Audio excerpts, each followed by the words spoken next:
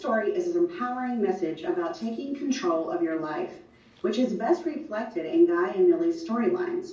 Can you explain why that was important to you and Shawn?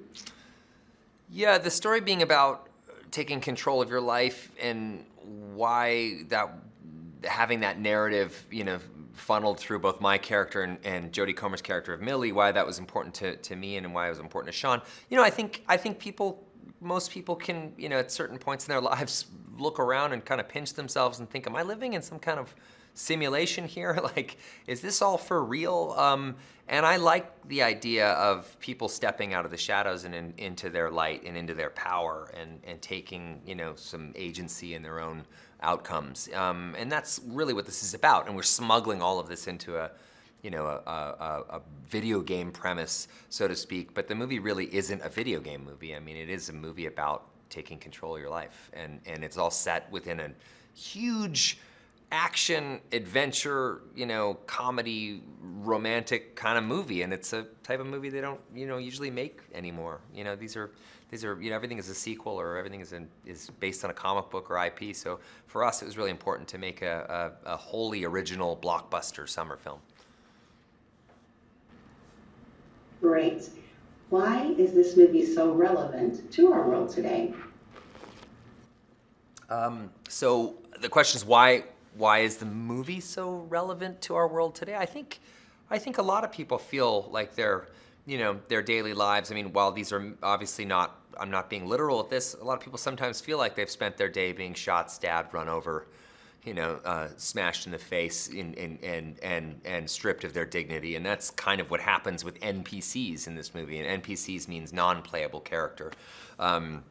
Basically a background character, an expendable character that is just designed or used for, violence or your own kind of weird, idea of kicks.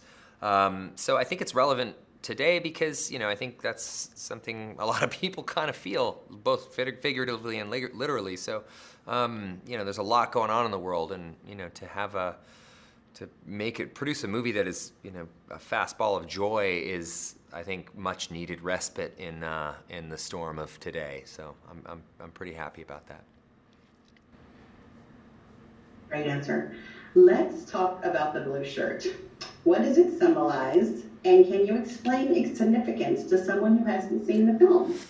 Well, the blue shirt, the significance of blue shirt is, I remember years and years ago, I worked at Safeway, a grocery store in Vancouver, British Columbia, and I was also working at a yacht, like a fancy yacht club as a busboy. And I just remember, both loving my job, the Safeway job in particular, but the yacht club part was tough because I always felt so invisible. And at the same time, my brother worked at Kinko's, which had a similar kind of uniform as what Guy is wearing in the movie. So that was something I'd written into the script early on and liked because it just sort of felt like a Ned Flanders-y kind of background palette that, that anybody, so I like that Blue Shirt Guy that literally becomes his name in the movie, Blue Shirt Guy. Like they don't even give him an identity. It's just Blue Shirt Guy. And he slowly but surely, grows an identity and grows a real purpose and learns how to fight back. And that's where he steps into being Guy, just Guy. And even says it a few times in the movie, my name is Guy. And I love that. So the clothing choice was certainly intentional. But those sorts of things are very important in movies like this. So, and I also like Halloween costumes, meaning that I like movies where you can see an immediately identifiable costume.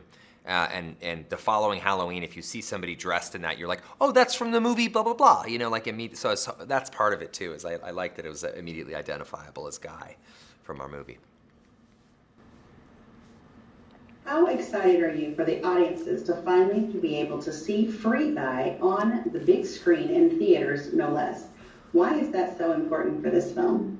Well, as somebody who, grew up adoring and loving going to theaters and watching movies and having that communal experience, I still love it. I got to screen Free Guy in Boston a couple of weeks ago and watch it with, a theater filled with people, and it was just such a wonderful communal experience. It's also so like contagious to like, you know, enjoy that laughter, that sort of you sort of, when someone else laughs, you laugh along with them, and I don't know, there's something about that community experience that I will always love. So How was it playing two characters, Millie and Mulatto Girl, in the film?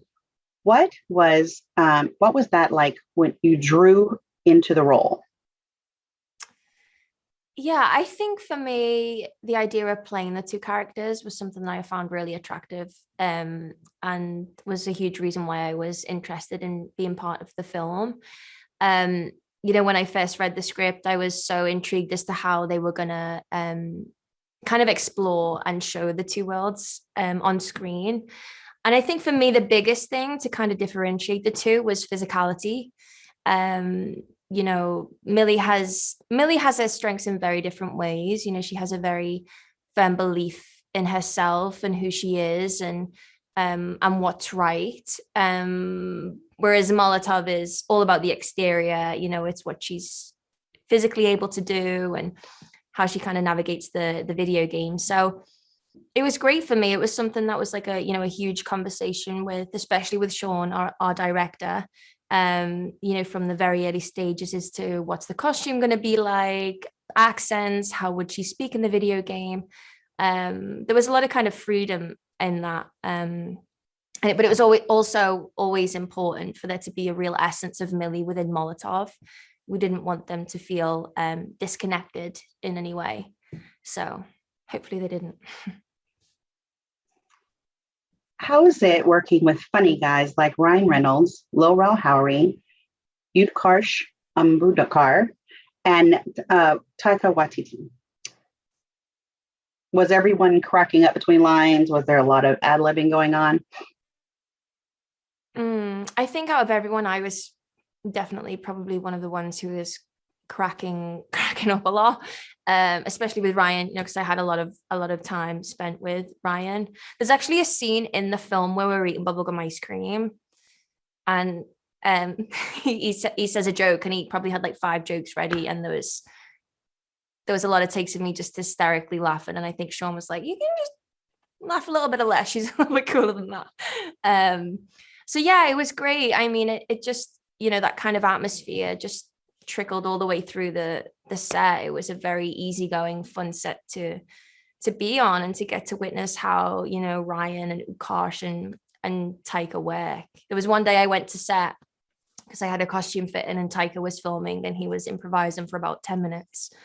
And I just sat there on my day off on a chair and watched him do it because I was so impressed. So yeah, it was very, very fun, and I took a lot away from it.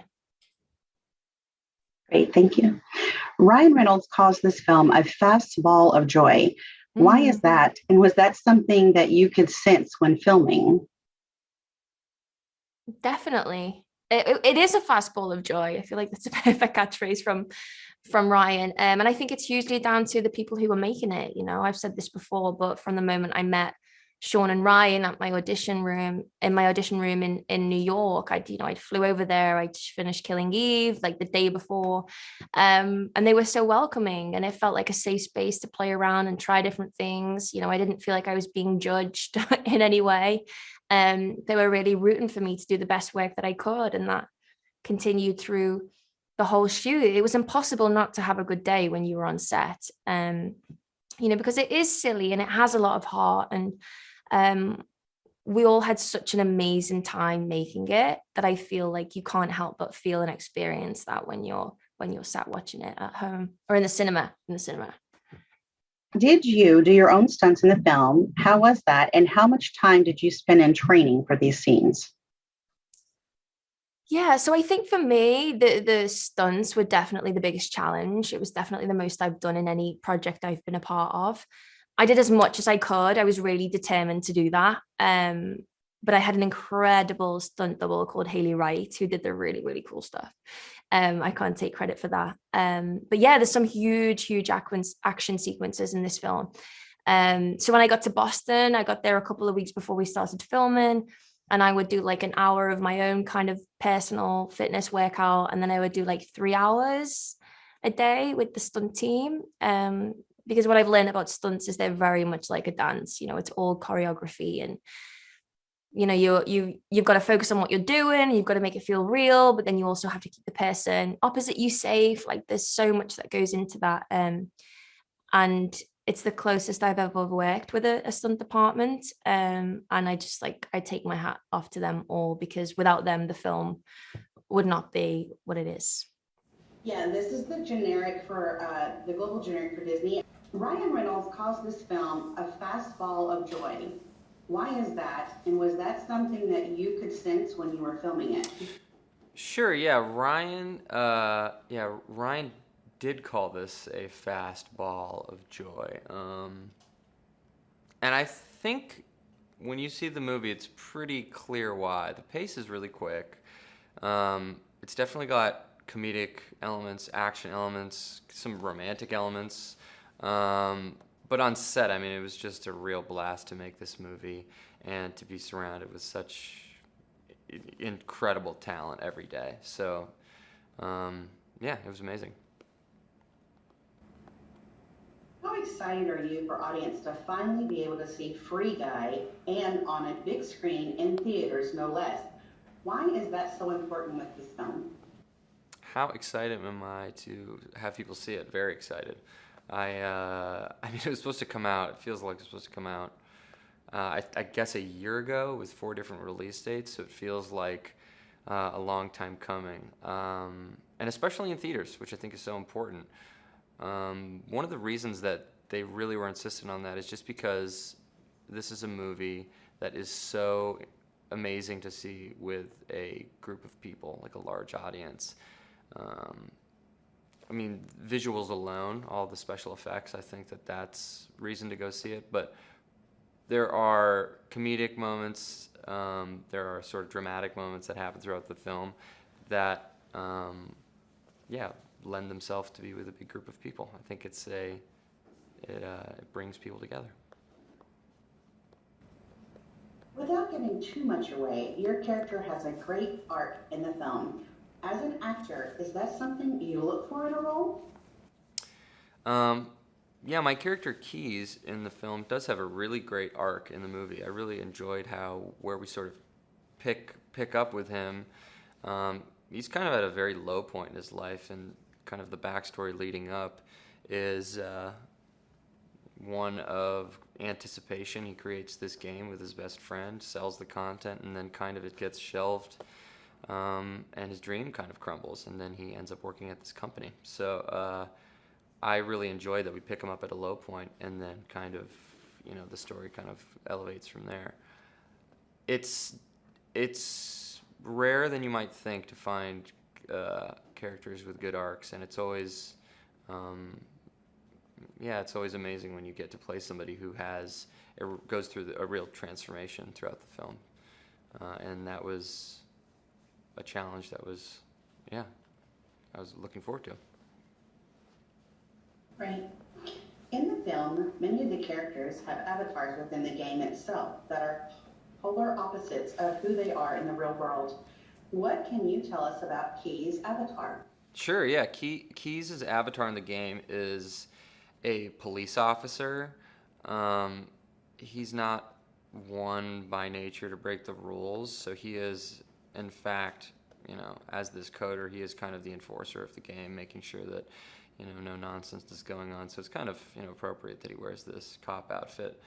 And his little flair is that he just looks kind of like a Reno 911 sort of stripper cop, big mustache, tight uniform, which was not very breathable, but was pretty fun. Great, thanks. In your opinion, what is the most powerful message audiences will take away from the film? I think the message that I take away from the film is that even when you're in a world that is unstable and crazy and unpredictable, you still have the choice and to make the right decision and to be a good person and to consider other people. And I love that message of the film. and that it just happens to be tied up with all these amazing action and comedic elements. Thank you so much. That was great. Thank you. Thank you for the questions. All right, first one. How excited are you for audiences to finally be able to see Free Guy and on a big screen in theaters, no less? Why is that so important for this film? Well, first of all, I'm very excited for audience to see Free Guy in movie theaters on the big screen, just because it's really a big movie. Outside, like, it has a heart, it has a comedy, it has a romance, but it really does have action and just like this beautiful layer of special effects and sound. So like to see that with the theater, like it's a theater movie. I mean, yes, you can watch it at home, but it is a theater experience movie. And it's so fast paced, I think audiences won't be bored at all. So I think it's very important for them to go to theaters and see this so they get the full experience of Free Guy. Ryan Reynolds calls this film a fastball of joy. Why is that, and was that something that you could sense when filming? No, but Ryan Reynolds is right. This is a fastball of joy, this movie is. Just because, you know what's funny? You can make a movie like this and it can be darker than what we did. But what we did was keep the heart and the joy in the movie. I mean, from the time, like, if you think about it, when it opens, it's joy. When it closes, it's joy. With a lot going on in between. But at the same time, I think that's why audiences are going to love it. And I think that's why, like, even though this movie has been pushed a couple times, honestly, right now, I feel like it's perfect timing just because where we at in the world and the different Easter eggs we have in this movie of messages and you'll see without me giving away, but it's a fastball of joy, like he said. How was it working with funny guys like Ryan Reynolds, Yud Karsh, Mbukar, and Taika Waititi? Was everyone cracking up between takes? Was there a lot of ad-libbing going on? So, like, I didn't get a chance to work with Ukarsh Tiki, but because they was in the real world, so I was in the video game. But me and Ryan, working with Ryan Reynolds, man, was like so much fun, and we laughed a lot. And one thing I love about Ryan is that he's a complimentary actor, right? So like, yell cut, and he'll come to me like, dude, that was really funny, that was great, oh my God, so great, so funny. And I thought that was really cool, and I think that was cool. It was a lot of dapping up at the stuff, man, at the cut, and just showing each other love for just doing something really cool. So shout out to Ryan Reynolds. That's who I was around most of the time. I think Jodie may have been really outside the other video game characters. I was with most of the time. But Ryan was great. He was so good, so funny. Okay. In your opinion, what is the most powerful message audiences will take away from this film? In my opinion, the most powerful message that you could take away from this film, and it's gonna be, everybody's gonna say different things, I think, but like for me, it's just you just get up and just keep trying. At some point, Guy's character, Ryan's character, Guy, he's getting hit by cars. He's like something happening to him every day where he gotta wake up and start all over. But to me, that's a beautiful message. As long as you're able to get up and start all over, you ain't got to just keep going. Just keep going. Just keep going. As long as you're able to wake up and you're still alive, just keep it moving. And I thought that was really cool about Guy. Guy just kept it going until he figured it out. And once he figured it out, you know, everything took off. This is the perfect movie to properly and tongue-in-cheek serve as a combination of both Fox and Disney. How did that come about? Free Guy was an interestingly timed production because we developed it and got greenlit at and by 20th Century Fox. While making the movie, Disney acquired Fox, so suddenly we were making the movie for new bosses who thankfully loved the movie as much as we and Fox had already. But it also gave us certain opportunities, not only to amplify the release of the movie around the world, but to maybe, it was our hope, play with certain toys in the Disney toy chest. And to our great thrill, when we went to Disney and said, hey, you have all these incredible franchises, can we maybe play with some of these iconic toys in your chest? And to our great thrill, they said yes. So Free Guy was the beneficiary of new owners, and very generous owners at that. This film is a fresh take on a superhero origin story. An everyday kind of guy doesn't wear a cape and or tight or have any superpowers. Why is that important? We obviously all love superhero stories and we love origin stories. But the truth is, all of us in real life, we don't wear capes, we don't have superpowers, we don't walk around in unitard tights that, fit tightly across bulging muscles. We're just trying to do the right thing in the real world with the real skills and ethics and goodwill that we have. So I like the idea of a new kind of superhero, a relatable, grounded, normal person who's armed with nothing but optimism, basic good versus evil morality, and a commitment to being good, a commitment to, as we say in the movie, being the good guy. Because I think that that's something that all of us can do, and that the movie is very much about those ideas of, well, how do you want to live, and how do you want to use the power and the potential that you do have? So that's very much the theme of the movie, and hopefully it's the message that audiences receive. Speaking on that, this film has it all: comedy, action, and romance. Was it hard balancing all that? My job as a director is the balancing of tone. And the movies that I try to make, the movies that I love most as an audience member, are movies that aren't just one thing. So I knew that Free Guy needed to be funny, but I also knew that the bonus points were really to be found in, could it be, in addition to funny, could it be filled with spectacle and deep and warm in its heart? And so balancing action, comedy, and heart, that was the job I gave to myself. It's what I felt would be the best version of the movie. And that was literally my aspiration every day when we worked on the script, every day on set, every day in the edit room and through post-production. And as I said, that really, tone is the work of the director. You have to shoot the movie, come up with ideas, etc. But really the balancing of how the movie feels and how its style communicates its tone, that's my job, and it's a job I love doing. How was it working with Ryan Reynolds as both a star and a producer? What did he bring to the table as a producer? The thing about Ryan Reynolds is we know he's this mega movie star. We know he's a great actor. We know he's a comedic genius.